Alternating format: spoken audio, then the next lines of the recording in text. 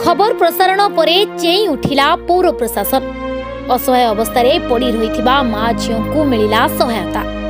गणमाध्यम खबर देखा परे पड़िला प्रभाव।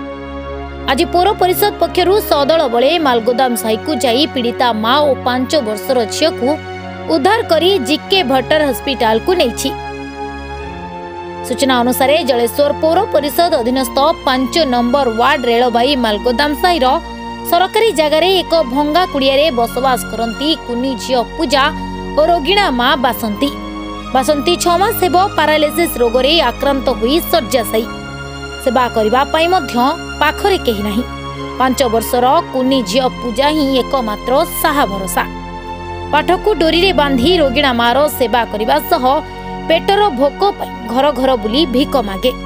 तेरे गणमाध्यम घटना को लोकलोचन को आनिबा परे पौराध्यक्ष प्रदीप कुमार प्रधान सह पौर कर्मकर्ता माने घटनास्थल रे पहुंची समस्त प्रकार सुविधा जोगाई दैछंती।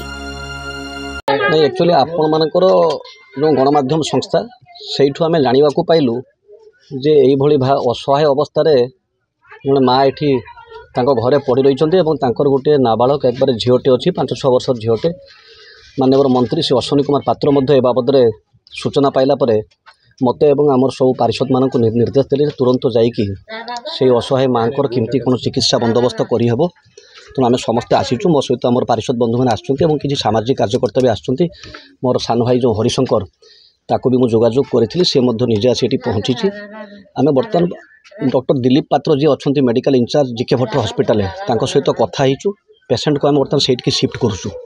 से शिफ्ट कलापर पेसेंट कंडीशन देखला जहाँ से आवश्यक पदक्षेप दरकार पुणे जिला हॉस्पिटल को जदि आवश्यक रेफर करा। Bureau report NNS Odia.